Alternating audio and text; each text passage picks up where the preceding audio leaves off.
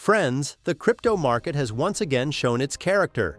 Bitcoin suddenly dropped to $111,000, and in just 1 hour, we saw $208 million in liquidations. Usually after such a move, the market looks exhausted, but this time the situation is different. Major altcoins held near their all-time highs and aren't backing down. And already on Monday, they started to roll back a little again, but this was caused by an even sharper drop across the market. This creates a very interesting picture.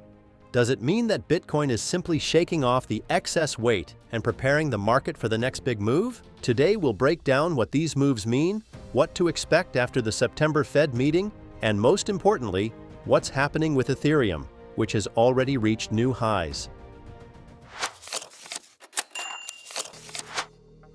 Friends, before we dive into the market overview and then into some promising coins, please note that this video is not financial advice.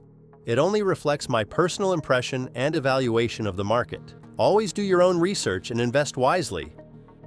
The last 3 days on the market have been nothing short of a roller coaster, and all thanks to Jerome Powell's speech. On Friday, for the first time in a while, he gave a direct hint that we might see a rate cut as early as September. Now, all eyes are on September 16th to 17th, the Fed meeting that will decide the outcome, rate cut or no cut. Why is this so important? Because the interest rate is the main switch for the entire market. If they cut it, it means liquidity starts flowing back into risk assets. Money sitting in bonds and safe instruments will flow into stocks, crypto, and altcoins. That could be the signal for a new leg of the bull run. What can we actually see? Bitcoin may receive a fresh wave of capital and test new levels. Ethereum could get even more institutional attention thanks to ETFs.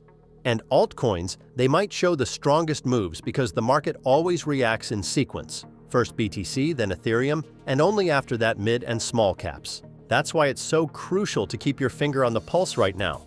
If the Fed really hits the green light, this could trigger one of the strongest market rallies in recent years. In recent days, Ethereum has proven who the real king of altcoins is. While everyone's been watching BTC, it made its move and finally broke its all-time highs. First 4,867, then 4,885, and finally a breakout above $4,900 with a close around $4,945 on Coinbase. This is a clear entry into price discovery. No historical barriers anymore, just demand and new highs. However, here's the problem. Monday began with Bitcoin once again falling below 111,000, dragging altcoins down with it. And the main question here is, how long will this continue? Friends, I've said it many times here on the channel. We were taking ETH back at $2,000, and now it's close to $5,000. That's already a huge result, but things are about to get even more exciting. If you want to see more breakdowns like this and dive deeper into Ethereum's ecosystem, subscribe and like so you don't miss out. Now, let's get back to the interesting stuff. Ethereum's market cap has climbed to $600 billion, and this is happening while the market isn't even at peak hype yet. Add ETF inflows. Over $287 million flowed into ETH in just a few days. Institutions are clearly showing where their focus is. But the most interesting part is happening on-chain. Network activity is at record levels. 2.4 million daily transactions, over 1.2 million active addresses per day, and nearly $80 million in daily fees. These aren't just numbers. They're proof Ethereum is in full use and remains the heart of DeFi, NFTs, and every new narrative. Now about liquidations. The market punishes mistakes harshly. Over the last 24 hours, $200 million was liquidated, with the total for the day across the market exceeding $600 million. And that's just in one day, not counting the even bigger numbers before. Here's the key. When Ethereum breaks highs like this, it triggers a chain reaction. First, it boosts overall confidence in the altcoin market. Investors see the king alt waking up and start preparing rotations into other projects. Second, it sends a message to other communities. If Ethereum is flying, we're next. This is the moment I like to call the run-up before alt season. BTC is holding the foundation. ETH is leading and breaking all-time high. And this could mean the spotlight is about to shift to other altcoins. That's where we need to decide who to bet on. And it looks like an interesting trend is forming between Bitcoin and altcoins. Since the start of the month, Bitcoin dominance has been slipping, down a clean 6%. That means only one thing: altcoins are slowly gaining strength and eating into the market share. But yesterday, we witnessed a classic manipulation. Bitcoin suddenly dumped to $111,000, wiping out $214 million in long liquidations in just 1 hour. Panic? Maybe. But what happened next? Price bounced back instantly, and although altcoins dipped, they recovered just as fast. That's a clear signal. The market is becoming more resilient, and altcoins are showing more and more strength. And you know what? Things are lining up in a very interesting way. Still, on Monday morning in Europe, we again saw a pullback. Personally, I think this is just manipulation while the markets are closed. I'm recording this video before the traditional markets even open, but already there's a high chance we'll see significant inflows into Ethereum and Bitcoin via ETFs.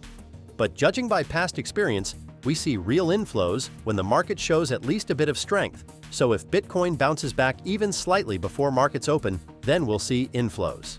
Combined with all those liquidation squeezes on the way up, this could fuel a very strong reaction across the entire market. Next, I'd like to talk about coins from the Ethereum ecosystem. I've said it so many times, where ETH goes, the ecosystem follows.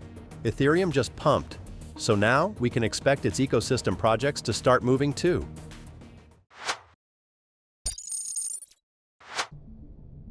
Well, now let's move on to the coins from the Ethereum ecosystem, which are already shaping the foundation of the future and could show very strong moves in this cycle. Let's start with Ethena. This is one of the loudest projects in DeFi, which has gathered $12 billion in TVL in just 500 days, an absolute record among stablecoins. Their USDE has even launched on Coinbase Prime, opening doors for institutions. Ethena's model is based on arbitrage and a delta-neutral strategy, but here's the catch. Yields that once reached over 60% have now dropped below 5%. This raises questions about the sustainability of the model, but the fact remains, Ethena has already secured its place among the key stablecoin projects. If they manage to stabilize profitability during a bull trend, many believe ENA could attract even more attention. Next, Ethereum Name Service. This isn't just a nice little utility, but an important element of Web3 infrastructure. ENS provides clear, human-readable addresses like coinpost.eth instead of long strings of symbols.